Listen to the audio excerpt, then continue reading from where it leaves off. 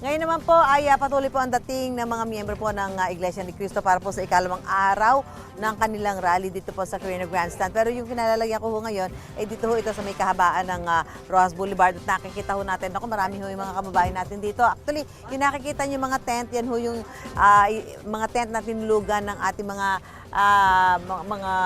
sumama sa rally. Dito na ho sila nagpalipas ng magdamag dahil 3 araw nga po itong rally ito ng Iglesia ni Cristo. Ngayon, alamin ho natin yung ilang mga kapuso natin dito na nagpalipas ng magdamag. Ma'am, anong pong pangalan nyo? Sali po. Taga saan po kayo, ma'am?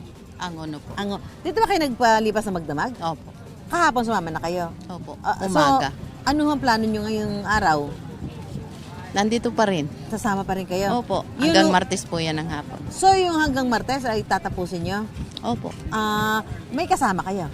Opo. Nasa po Andyan kasama? sa iba. Sa Iikot-ikot lang? gagala-gala yung iba. Yung iba Ano nag-charge. ba masasabi nyo dito sa ginaganap na rally na to? Okay naman po. Ito'y kaisahan po ng iglesia. Ano ba damdamin nyo doon sa mga isyong to na dinadala ng iglesia doon sa rally? Siyempre po, nandun kami sa na kailangan din namin isigaw yung dapat naming isigaw. Ano pa yung ano nyo? Yung gusto nyo isigaw? Gusto nyo parating? Na maging transparency po. Doon po sa mga nangyayari? Opo. Lumabas ang dapat lumabas. Opo. Ikulong yung dapat ikulong. Okay. Bakit doon sa mga nagiging takbo ba ng pangyayari? Hindi ba kayo satisfied? Paano ho bang damdamin nyo?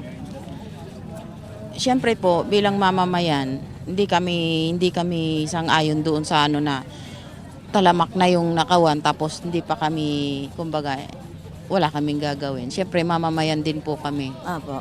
Na kailangan din isigaw kung anong dapat sa bayan. Okay. Okay, yan. So, maraming salamat, Ma'am Sally. At Sige ako, po. so, okay naman yung magdamag nyo. Di ba kayo inulan? Pag umuulan po, siyempre, ligpit, tatayo lang kami, Okay. ganun.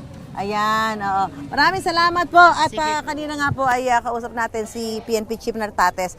At sabi nga ho niya, kahapon po ay umabot sa 650 million yung bilang ng pumunta dito sa Quirino Grandstand. At inaasahan nila na baka po ngayong araw nito ay madagdagan pa yung bilang. Kaya nagkaroon din ho sila ng adjustment do sa mga ipinapatupad na patakaran para ho sa mga dadalo sa rally ngayong araw nito. Dahil ito po'y 3 araw.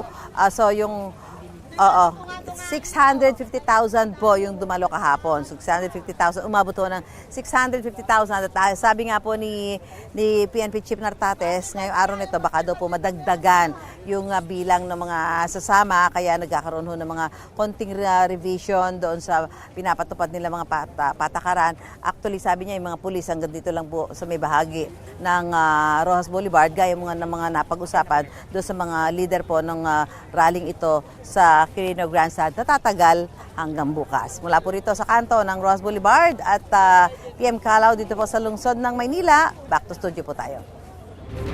Gusto mo bang mauna sa mga balita? Mag-subscribe na sa GMA Integrated News sa YouTube at tumutok sa unang balita.